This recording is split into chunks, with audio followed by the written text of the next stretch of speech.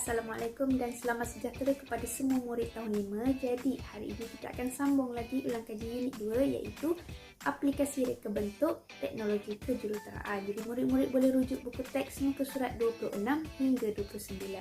Standard pembelajaran kita hari ini adalah yang pertama 5.1.3 iaitu melakar reka bentuk produk yang menggunakan tenaga boleh baharu. Dan yang kedua 5.1.4 iaitu menilai lakaran yang dipilih dan membuat penambahbaikan. Sekarang kita akan tengok topik mari membina kipas solar. Jadi, sebelum melakarkan reka bentuk produk yang menggunakan tenaga boleh baharu ni, kita perlu mengenal pasti dulu teknologi yang akan kita gunakan, sama ada melalui tenaga solar, hidro, angin atau sebagainya. Jadi, budak perempuan ni pun tanya kawan dia, bagaimanakah kita boleh menggerakkan bilah kipas dengan menggunakan tenaga boleh baharu? Kawan dia pun jawab, kita boleh menggunakan panel solar untuk menukarkan tenaga daripada cahaya matahari. Kan solar ni kan bermaksud cahaya matahari kepada tenaga elektrik. Daripada cahaya matahari kepada tenaga elektrik yang disambungkan pada motor. Bukan motor vroom-vroom tu. Tapi motor ataupun enjin yang berfungsi untuk menukarkan cahaya matahari tu kepada elektrik. Tapi bagaimana kipas solar ni berfungsi? Kalau kita tengok rajah blok di sini, dia kata rajah blok menggerakkan bilah kipas dengan menggunakan tenaga boleh baharu melalui panel solar ditunjukkan seperti yang berikut. Jadi awal-awal pada mulanya cahaya matahari lah. Cahaya matahari akan memancar. Jadi panel solar ni pun menerima cahaya matahari yang dipancarkan pada waktu siang tu. Bila dia terima cahaya matahari, dia akan melalui switch. Switch ni pula bila kita matikan, jadi cahaya matahari tu tidak akan diubah kepada tenaga elektrik. Tapi bila kita hidupkan, dia akan melalui motor yang cikgu cakap tadi tu.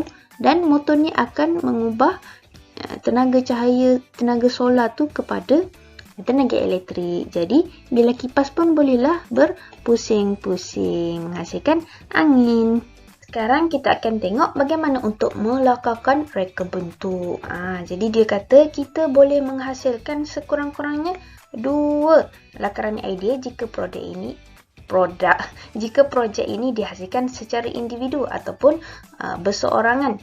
Tapi jika berkumpulan, setiap ahli perlu menyumbangkan 1 lakaran idea bagi setiap seorang. Okey, kalau tengok dalam buku teks awak untuk lakaran pertama. Untuk langkah pertama dia lukis segi 4 tepat. Lepas tu langkah kedua dia jadikan segi 4 tepat tu berbentuk 3D ataupun kuboid. Lepas tu dia pun tambah tapak di bawah kuboid tersebut. Dan setelah ditambah tapak, dia akan labelkan apa yang ada pada dia punya lakaran. Dia letakkan panel solar di atas.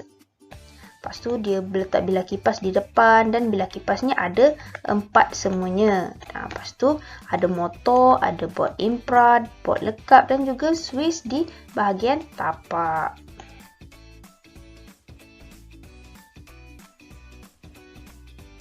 Untuk lakaran kedua, kita tengok macam mana dia lakar. Dia buat bentuk segitiga pula. Bentuk segitiga, lepas tu dia berbentuk 3D, lepas tu dia tambah tapak di bawah.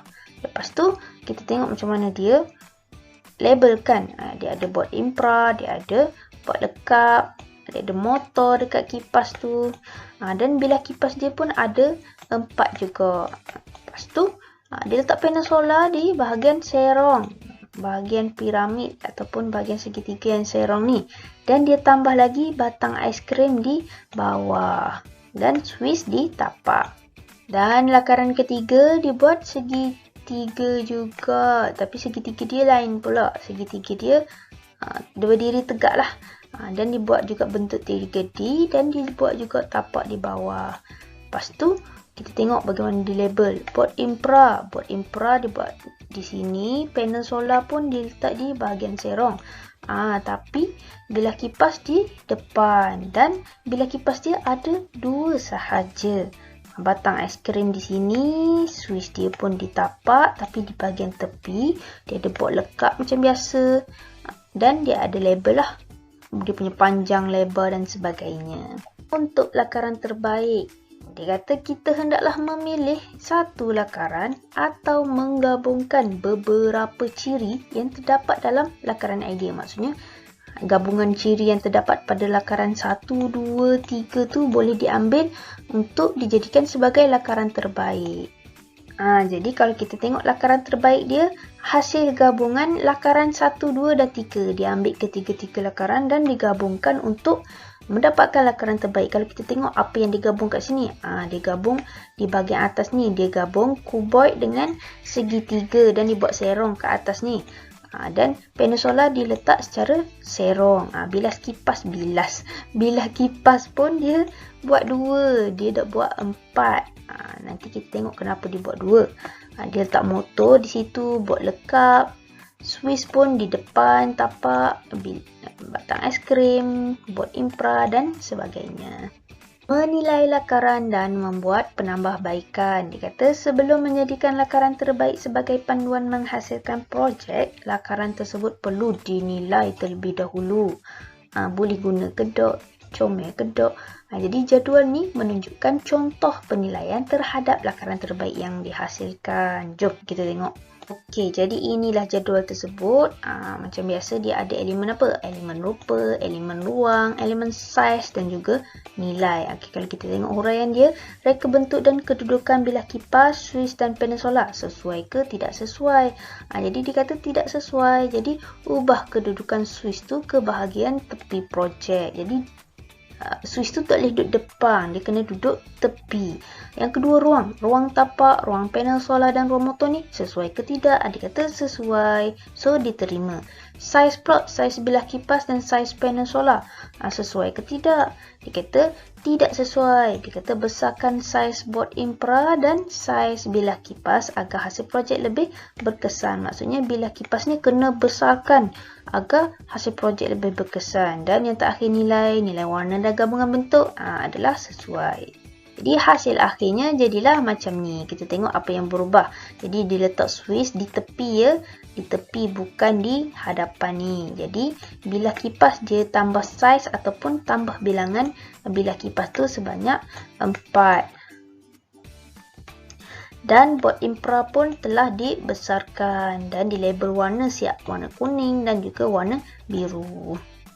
Sekian sahaja ulang kaji kita hari ini. Jumpa lagi di kelas akan datang. Bye. Assalamualaikum dan selamat sejahtera. Terima kasih semua.